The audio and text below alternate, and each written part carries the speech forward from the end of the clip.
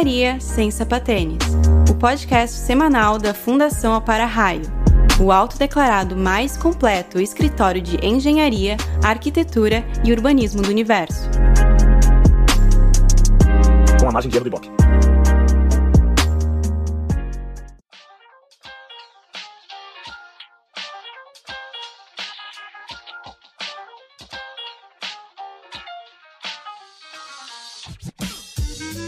Tutorial de como fazer um prédio desabar.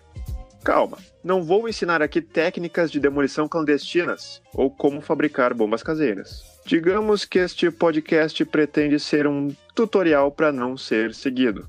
Vamos listar aqui erros graves que estamos sujeitos ao ingressar nessa área. Então leve isso apenas como um alerta. Não tente isso em casa ou no seu projeto.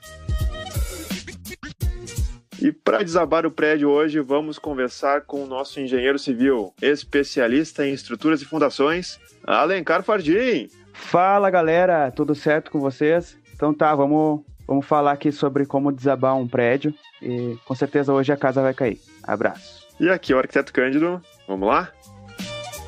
Esse bloco é um oferecimento de LibreOffice, porque seu rim vale muito.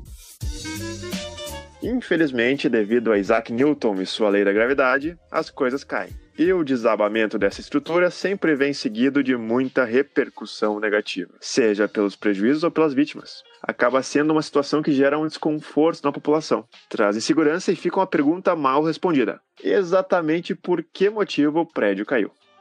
A resposta, na verdade, é simples. Alguém fez merda, e das feias. A engenharia civil é uma área de constante evolução. E por isso os limites estão sempre sendo elevados. Sempre, claro, mantendo aquela pequena margem de segurança que nós chamamos tecnicamente de coeficiente do cagaço. Tem muitos fatores que podem causar a queda de um prédio. Erros no projeto, falhas de execução ou até mesmo obras vizinhas. Mas eu vou te falar, é muito difícil cometer um erro tão grave que resulte no desabamento de uma estrutura. Então segue a lista dos 5 erros que você deve cometer se sua intenção for derrubar um prédio. Erro número 1. Erre durante a concepção e o detalhamento do projeto estrutural. A concepção estrutural da edificação é uma das partes mais delicadas do projeto de engenharia. Nela, o projetista identifica as necessidades de sustentação da obra, para depois realizar análise e dimensionamento. Pode-se até dizer que essa fase já começa durante a arquitetura, que contempla noções de estabilidade da edificação. Os erros cometidos nesta fase podem causar danos irreversíveis, já durante a construção ou no período de uso da edificação. Para a análise e dimensionamento das peças estruturais, existem vários recursos tecnológicos que facilitam, mas o projetista não pode cair na armadilha de que o software é perfeito e não comete erros. Ainda é imprescindível que se tenha conhecimento e pleno entendimento de como funciona todo o processo do cálculo estrutural. Outro ponto importante é o detalhamento executivo, que nada mais é que um manual de montagem da estrutura para os profissionais na obra. Se mal feito, pode dar ruim. Portanto, a primeira regra para derrubar seu prédio é: evite qualquer contato com o arquiteto durante a concepção do seu projeto. Baixe um programa e largue os cálculos na mão dele sem revisar nada. E depois, faça os detalhamentos de qualquer jeito, porque ninguém vai ler projeto mesmo. Assim, são grandes as chances do teu prédio cair. Feito? É bem nessas, né? A galerinha acredita que o software vai fazer tudo e ele ainda não é perfeito, né? Talvez daqui a algumas décadas realmente ele vá fazer tudo. Mas do jeito que tá agora, eles têm uns probleminhas ali que eles acabam caindo numas...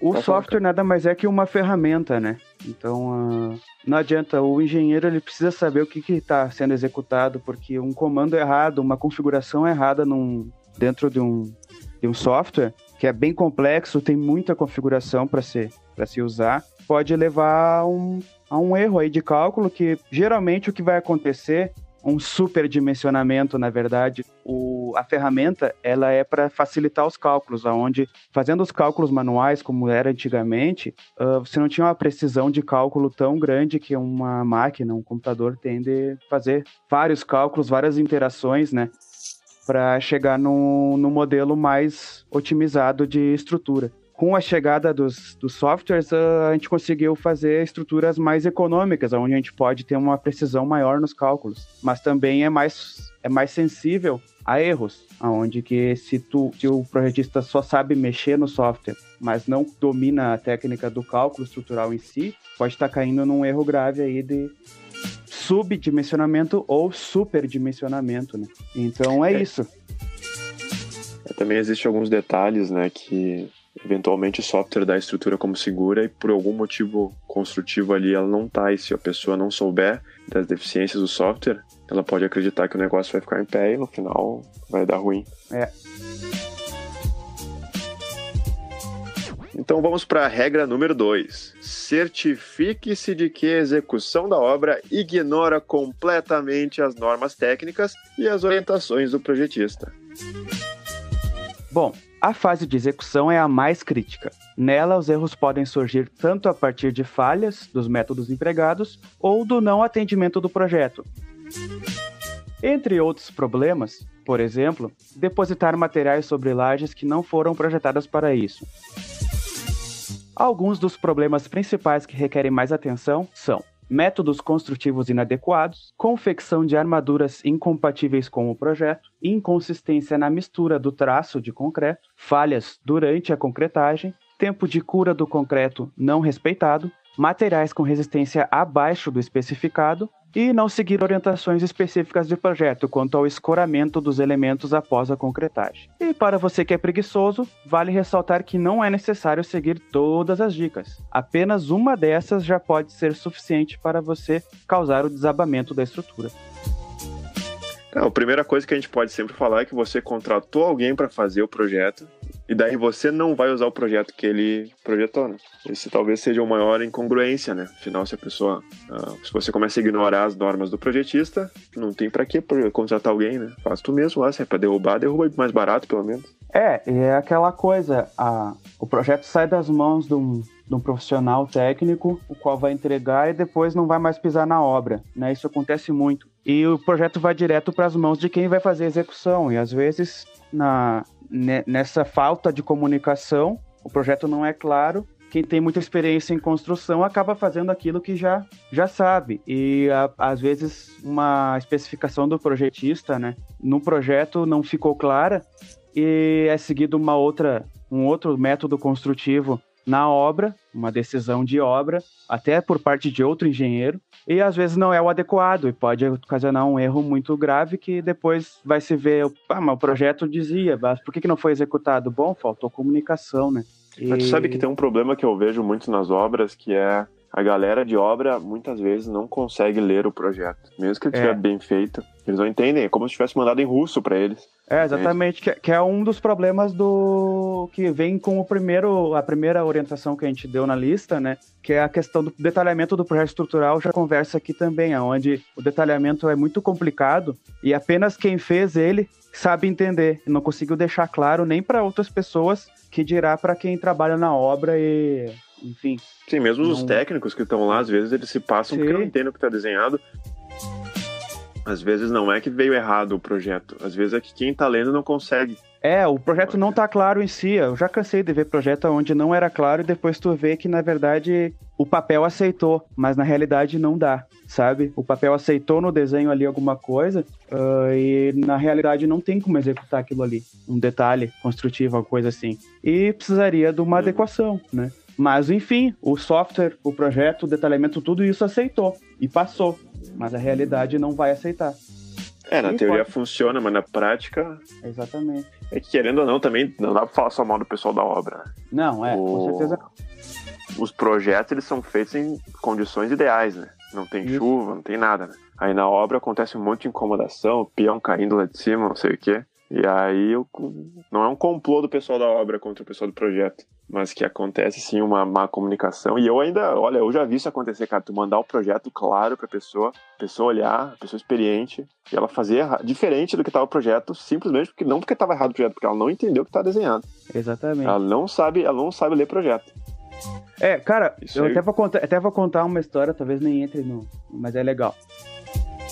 Numa obra que a gente estava fazendo em Marau, instalando uma concreteira, A gente tinha que construir as bases para instalar as máquinas, né? E eu fiz o projetinho todo certinho lá, com os níveis certos, como é que ia concretar cada pilar tinha uma altura certinha e tal. E na obra saiu tudo perfeito, concretagem perfeita. Só que a alocação do cara, ele errou em 90 graus, onde seja, todos os pilares estavam ao contrário. Sim, sim. Ele errou em 90 graus a alocação. Teve que demolir e refazer. Foi uma falha de ele não entender o projeto e eu também não deixei exatamente claro, uma amarração do projeto com alguma coisa existente na obra. Foi uma falha que começou minha, onde não estava claro, e também do pessoal que estava construindo, que marcou e tal, e não percebeu que não ia dar certo. Era uma coisa simples, sabe? E no fim saiu errado. E por algum motivo, naquela semana, eu não fui lá acompanhar a concretagem, foi feito tudo, só cheguei depois que estava concretado. E a galera, vamos derrubar e refazer. É isso aí, vamos refazer.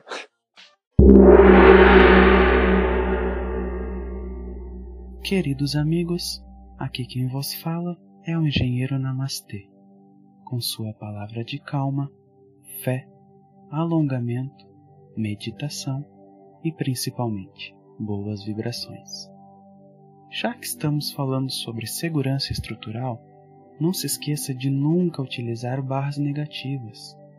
Agora, além de positivar sua obra, que tal deixar ela ultramoderna? Apresentando meu novo conceito de fundações por streaming. Você me contrata para fazer as fundações do seu prédio e esquecer dos seus problemas. As fundações irão pelo aplicativo que tem uma assinatura mensal de R$ 29,99. E enquanto você for assinante, o seu prédio estará muito seguro. Tudo baseado no meu método patenteado de estruturas quânticas veganas. Uma boa e segura semana. Beijos de luz.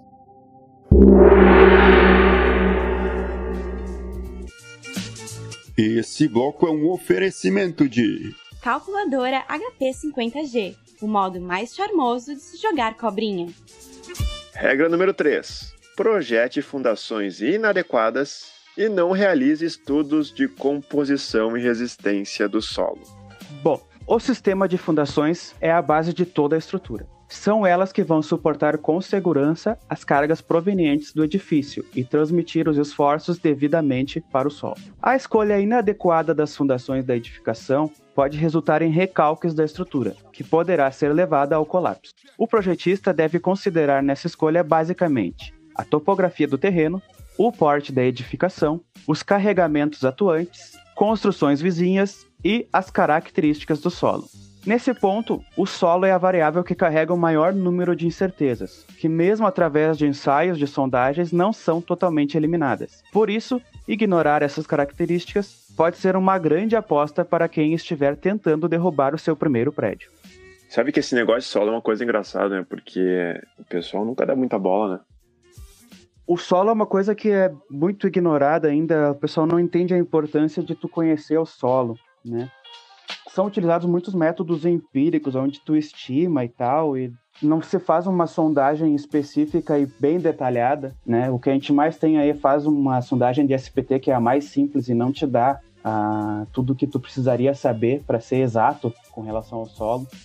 Mas, enfim, é o que se usa, é o comum, é o que é mais utilizado e muito se acontece de, na hora que você está construindo e escavando, para se construir as fundações, tu acha alguns problemas que tu não tinha previsto antes, principalmente com rochas, né? Achando, por exemplo, formações rochosas que tu não sabia que ia ter, ou então que tu esperava que teria, mas não vai ter.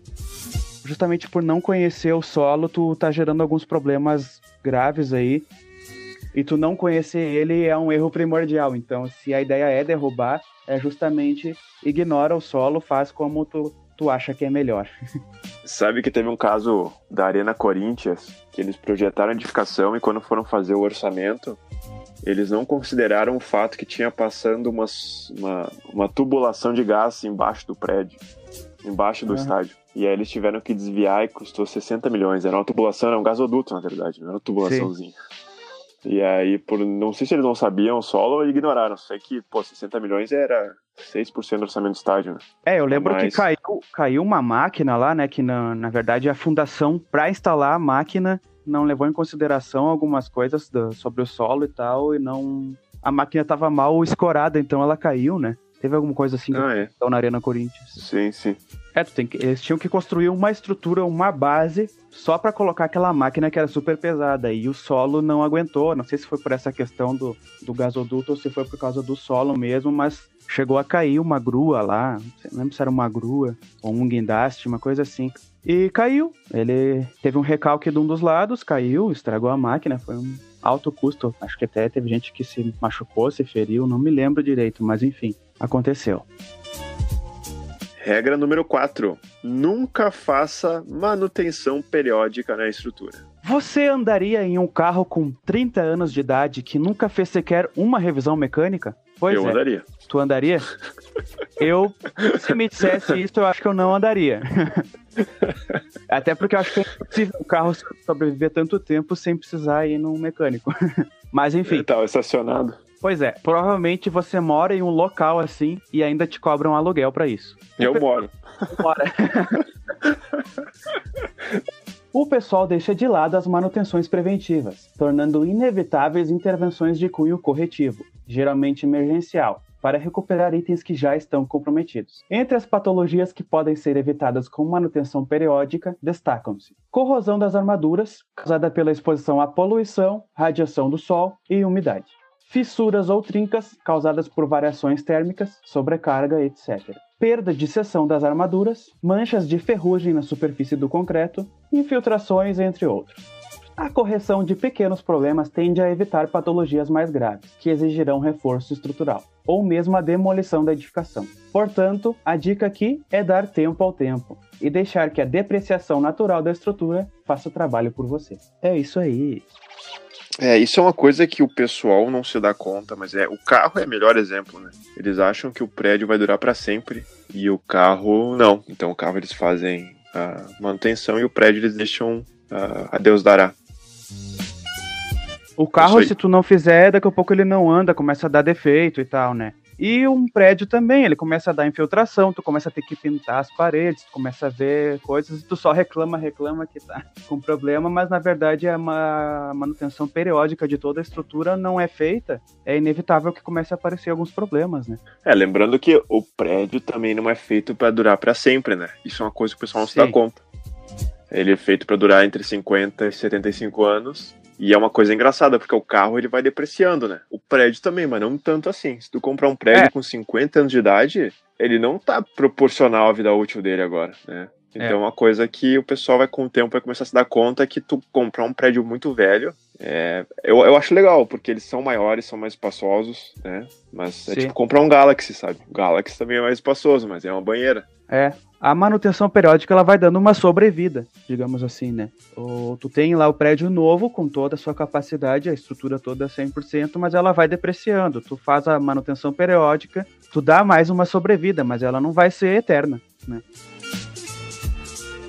Número 5. Realize intervenções e situações de utilização não previstas em projeto. Situações de utilização não previstas em projeto que alterem o comportamento da estrutura podem comprometer a sua capacidade resistente e levá-la ao colapso. Existem diversos tipos de intervenções e situações que, ao ocorrerem ao longo da utilização de uma edificação, podem alterar a sua resistência, principalmente eliminação de elementos estruturais, pilares, vigas, lajes, etc. Quem nunca, né, meu amigo? Um pilarzinho que está no meio do caminho é só tirar ali, dá nada. Sim, tem 300 pilares, tirar um não vai dar nada, é claro. Sim. Inserção de furos não previstos em projeto. Instalação de ar-condicionado, né? Como a gente estava vendo esses dias aí. O pessoal evite furar a estrutura. Sobrecargas não consideradas em projeto. Ampliação da edificação com a inclusão de outros pavimentos e ou de elementos não previstos. E fenômenos naturais não contemplados em norma, como sismos e furacões, entre outros. No caso das intervenções, como esperar um desastre natural é um tanto inviável, os limites são apenas os da sua própria imaginação. Desde uma demolição no melhor estilo Megazord lutando contra um vilão gigante no centro da cidade, como escolher exatamente aquele único pilar que vai desestabilizar a estrutura inteira e simplesmente removê-lo. Boa sorte, confie no seu potencial. Então, Já está preparado para derrubar seu primeiro prédio? Vamos agradecer ao engenheiro civil Alencar Fardim por nos presentear com este tutorial incrível. Eu que agradeço aí a confiança, espero que as dicas sejam de bom proveito aí para quem quiser causar um desastre. Mas, por favor, vamos cuidar para não machucar ninguém, né? Se é para derrubar, vamos pelo menos evacuar antes. Deixar todo mundo seguro, não quero incentivar ninguém a machucar outras pessoas, então. Mas, se quiser derrubar um prédio, galera, é só seguir essas ideias aí. A galera que gosta de demolição, existe um ramo específico, né, de demolição de estrutura. Vai se esbaldar, derrubando chaminé e explodindo. A ideia da demolição, quando é necessária, é que ela seja segura, né? Então, por isso que precisa de especialistas também, não só na construção, mas na demolição. Inclusive, eu vou aproveitar a deixa para colocar aí uma dica de filme, o filme argentino Relatos Selvagens, que tem um engenheiro especialista em explosões, bem bacana o filme. Legal. Vou olhar, eu não olhei. Não viu? Então, não. Veja, muito bom. Beleza. Com o Ricardo Darim, não preciso falar mais nada. Ok, vou assistir. Aqui é o Arquiteto Cândido, e até a próxima.